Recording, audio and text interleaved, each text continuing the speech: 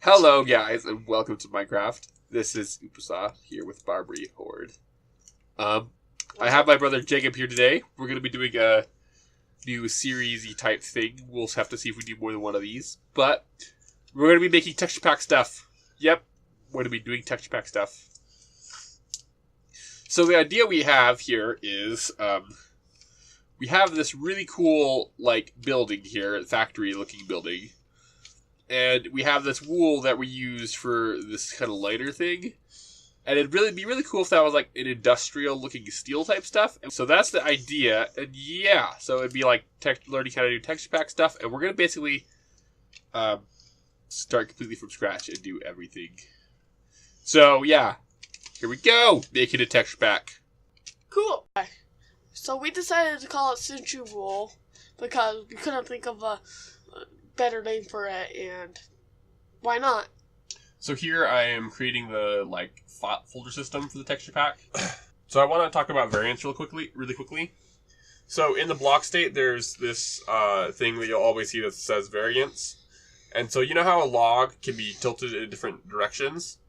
Well, it's rotating the model in each of those, and it's using those different variants. So it's saying, hey, if the block is facing this direction, then use the model but rotated in this way. Or if it's facing this direction, use the model rotated in that way. But we can also use variants to just put random blocks everywhere. So here Sean's telling me what the different tools do. Here we're using multiple layers because it's a lot easier to change one thing on one layer than to have to go back and redo it on the same layer that everything else is on. So we're using multiple layers for different things. The bolts basically made it look cooler. Wow, that's better than I expected it to be. I think maybe we need to change this up somehow. Whoa. So here I kind of had figured the wool texture was a bit harsh. Too high of a contrast kind of thing. So I'm using the smudge tool to kind of smudge. Here I'm using the gradient tool to make the center kind of darker than the rest of it is. And I'm then drawing on the edges of it to make it so it's a little bit more square and uniform to the block. The first part I didn't really know what to do. I kind of scribbled.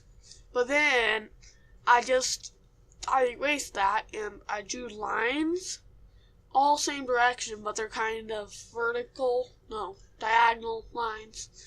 So it looks like glare and not line. So the shift tool is where you click somewhere, then you hold the shift and you drag it where you want the line to go to, and that will create a straight line diagonally.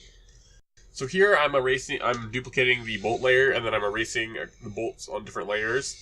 So that way we can save it as different files and then use it in the variants in the block state. So here I'm using the square brackets to say, hey, there's more than one of these things. And I'm using commas in between. That's called an array. So we have an array of different models here. And then we're picking from that array and it's just randomly picking from that array. Then we hit F3T, see what happens.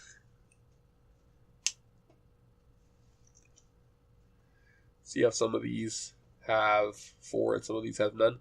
I haven't seen. Oh, there's one with 2. So here we're rotating the blocks different axes. Here we're having the same model but rotating different directions. And so you can rotate it on the x-axis by.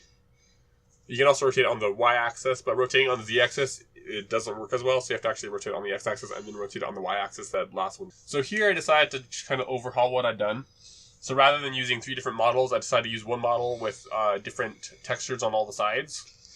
And so it has the 3 textures around the middle, kind of like a log, but the bottom is different than the top. Actually, it's more like a crafting table, come to think of it. Where, you have the top face and the bottom face, and then you have all the sides are the same.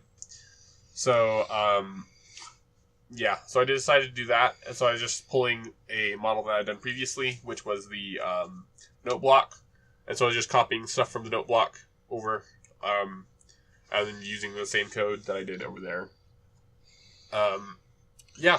And so we just have one model, and then we're in the variants, we're using different variants to rotate it in different directions. The same model over and over again. So now you have one block that looks something like where one side has those 4 things.